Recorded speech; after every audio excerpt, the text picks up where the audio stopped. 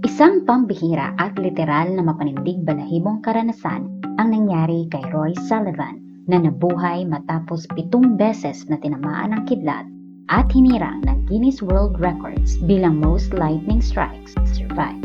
Palawakin ang kaalaman, buksan ang kaisipan, tuklasin at pakinggan ang kwento sa likod nito.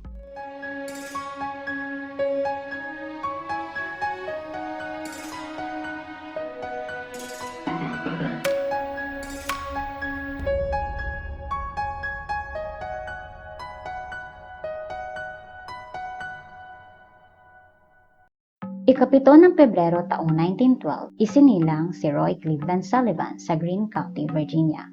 Pang-apat sa 11 magkakapatid, lumaki siya sa bundok sa Blue Ridge Mountains. Bagamat hindi nakapagtapos ng high school, naging maalam siya sa outdoor, tamang kakahuyan sa paligid ng Simmons Gap. Taong 1936, naging isa siyang park ranger sa Shenandoah National Park sa Virginia.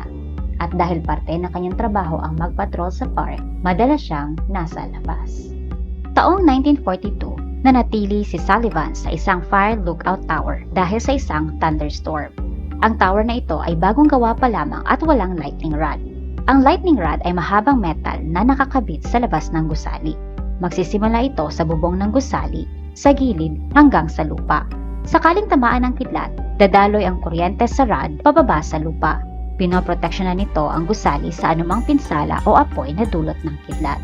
Dahil sa sama ng panahon, makailang ulit tinamaan ang tower ng kidlat, nasa 7 o 8 beses. Mabilis na tumakbo si Sullivan palabas na nasasunog na tower. Subalit, ilang talampakan pa lamang ang kanyang natakbo ay tinamaan siya ng kidlat.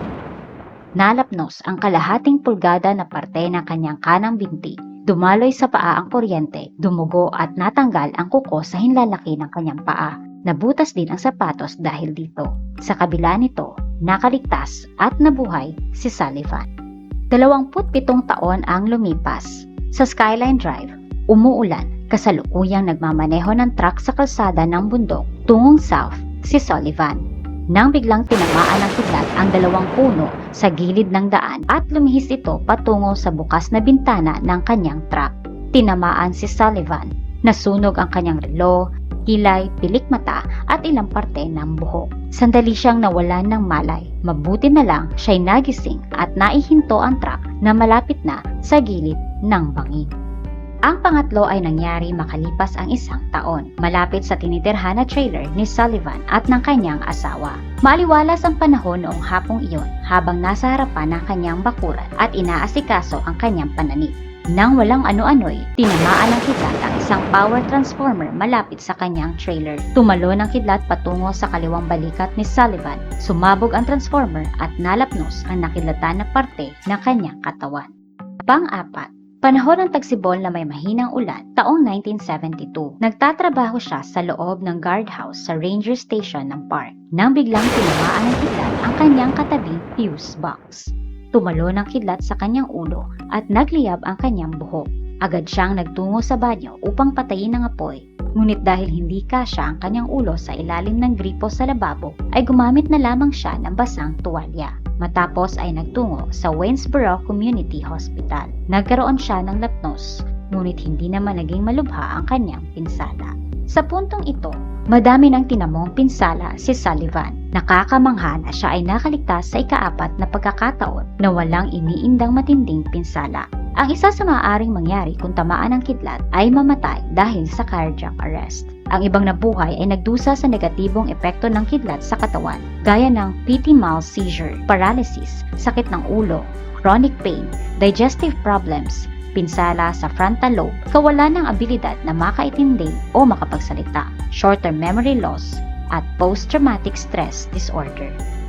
Sa ika-5 pagkakataon, muling tinamaan si Sullivan ng kidlat. Taong 1973, habang nagpapatrol sa park, napansin niya ang pagbuo ng storm cloud at mabilis na nagmaneho ng truck papalayo dito. Nang mapagtanto niyang siya'y malayo at ligtas na, ay huminto siya at bumaba sa truck upang tingnan ang namumuong bagyo.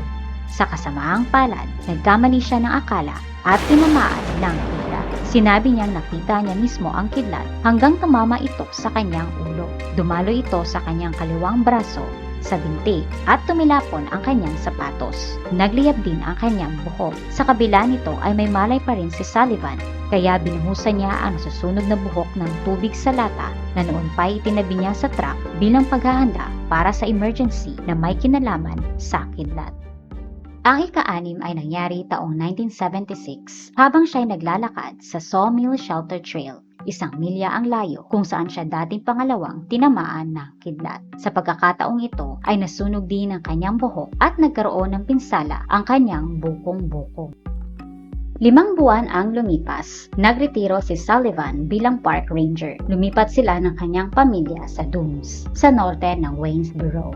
Nilagyan niya ng lightning rods ang trailer, ang TV antenna, electric meter, at 6 sa pinakamataas na puno. Ibinaon niya ang rod ng 7 talampakan sa ilalim ng lupa. Ngunit sa ika-7 pagkakataon, taong 1977, habang nangingisda ng trout sa isang lawa, ay naamoy niya ang baho ng sulfur at naramdamang nanindig ang kanyang balahibo sa braso. Segundo lang matapos nito, ay tinamaan siya ng kidlat sa ulo. Dumaloy ito sa kanyang dibdib at tiyan at tumilapon siya sa tubig. Nalapnos ang kanyang dibdib at tiyan at nawala ng pandinig sa isang tenga. Nabutas naman ang kanyang suot na t-shirt at damit panloob. Sa kabila nito, nagsikap si Sullivan na magtungo sa kanyang sasakyan kung saan nakasalubong niya ang isang itim na oso na sinusubukang kunin ang kanyang nahuling trout sa kanyang fishing line. Binugaw niya ito gamit ang sanga ng kahoy na ayon pa sa kanya ay ika-22 beses niya na itong nagawa. Nang hihina man ay nakuha pa rin niyang magmaneho pa uwi at dinala siya ng kanyang asawa sa ospital. Ang 7 beses na pagtama ng kidlat ay pinatunayan ng park director o superintendent na si Taylor Hoskins. Ayon naman kay Sullivan, ang unang beses na tinamaan siya ng kidlat ay nangyari noong siya ay bata pa lamang. Naganap ito habang pinuputol niya ang wheat.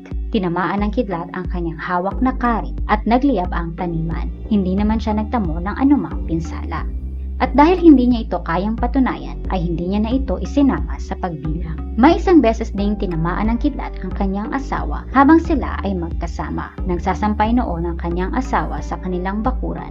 Nang ilahad ni Sullivan ang kanyang kamay upang tulungan ito, ay biglang tinamaan ng kidlat ang kanyang asawa habang si Sullivan naman ay nakaligtas.